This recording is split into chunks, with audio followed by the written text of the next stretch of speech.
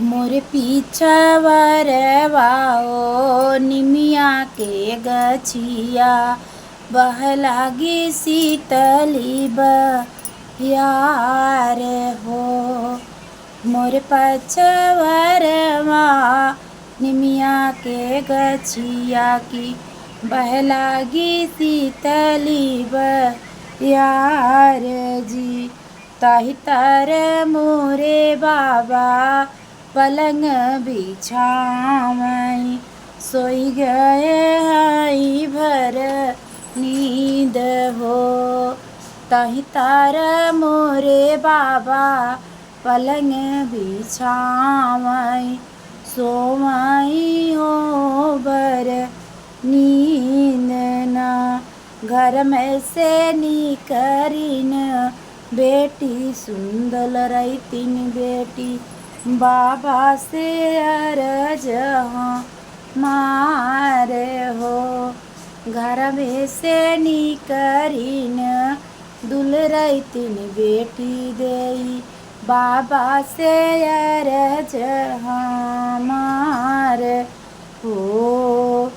जेकरे घरे बाबा कन्या कुंवारी हो जेकरे घरे बाबा कन्या कुंवारी हो ते कैसे सोवे भर नींद हो। अरे जेकरे घरे बाबा कन्या कुंवारी हो ते कैसे सोवे भर नींद हो। कुछ बेटी सोवाऊं कुछ बेटी जागाऊं कुछ हृदय जय कई सोच हो। कुछ बेटी सोवाऊं कुछ बेटी जागाऊं कुछ हृदय जवा के सोच हो। अंगना में बाबा हो कुइया खोदवती कुइया में देती हमके झोंकी हो। अरे कुइया डालत बेटी बड़ी मोहिया लागई कैसे के देई कुइया झोंकी हो। अरे कुइया डरत बेटी बड़ी मोहिया लागई फट जाला हमरो करेज हो।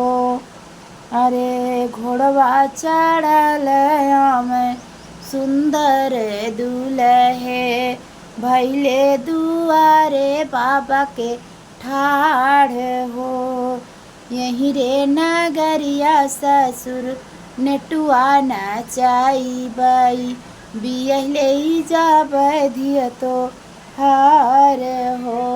अरे यहीं रे नगरिया ससुरु नेटुआ नचाईबई लई जाबै बिटिया तू हार हो। अरे यहीं रे नगरिया सरवा बजना बजईबई लई जाबै बहिन तू हार जी हो। मोरे पीछावरवा निमिया के पेड़वा हो झुरझुरी बहई यार जी। धन्यवाद। आपको ये गीत कैसा लगा विवाह का बताइए जरूर।